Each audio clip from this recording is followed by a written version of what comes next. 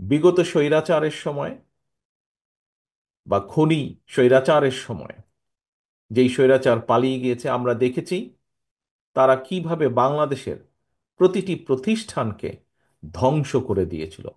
বাংলাদেশের অর্থনীতি, বাংলাদেশের শিক্ষা, বাংলাদেশের বিচার ব্যবস্থা, বাংলাদেশের পুলিশ প্রশাসন, বাংলাদেশের আমলাতন্ত্র থেকে শুরু করে বাংলাদেশের কৃষি, যাই বলি না কেন, শিল্প, অর্থনীতি, সব প্রতিটা ক্ষেত্রকে তারা ধ্বংস করে দিয়েছিল। এমনকি নির্বাচন ব্যবস্থাকেও ধ্বংস করে দিয়েছিল। আপনারা এখানে বহু মানুষ আপনারা আছেন, আজ হাজারো মানুষ উপস্থিত আছেন।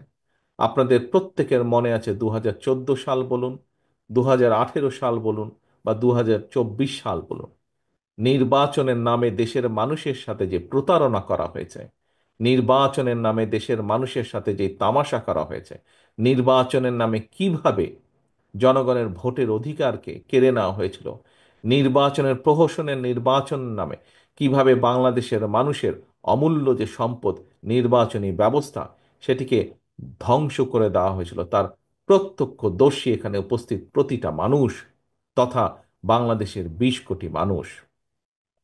প্রিয় সহকর্মীবৃন্দ, এই যে আপনাদের প্রিয় রাজনৈতিক দল বাংলাদেশ জাতীয়তাবাদী দল, অতীতেও অতীতেও যতবার বিভিন্ন স্বৈরাচার এসে বিভিন্ন সময় এই দেশকে, দেশের মানুষের অধিকার যখন কেড়ে নিয়েছিল, এই দেশের মানুষের অর্থনৈতিক অধিকার, মুক্তির সংগ্রামের অধিকারকে যখন কেড়ে নিয়েছিল, প্রতিটা সময়ে বিএনপি জনগণের পাশে দাঁড়িয়েছে।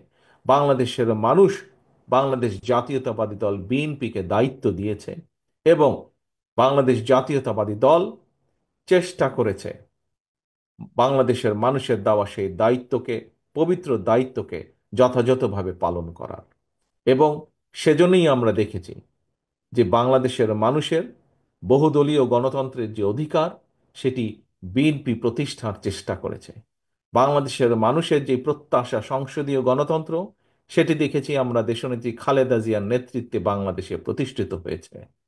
বাংলাদেশের সংবাদপত্রের যে স্বাধীনতা, কথা বলার যে অধিকার, সেটি আমরা দেখেছি আপনাদের দল বিএনপি যখন দেশ পরিচালনা করেছে, সেই সময় তারা চেষ্টা করেছে কৃষকের পাশে দাঁড়ানোর জন্য। আমরা দেখেছি কিভাবে এই দেশের নারীদের শিক্ষার জন্য দেশনেত্রী খালেদা জিয়া কাজ করেছেন। আমরা দেখেছি কিভাবে এই দেশে আপনাদের প্রিয় দল বাংলাদেশ জাতীয়তাবাদী দল যখন দেশ পরিচালনার সুযোগ পেয়েছে, তখন ধীরে ধীরে মানুষের যাতে কর্মসংস্থানের ব্যবস্থায় কিভাবে ধীরে ধীরে বিভিন্নভাবে মিল, ফ্যাক্টরি, কল কারখানা গড়ে তুলেছে।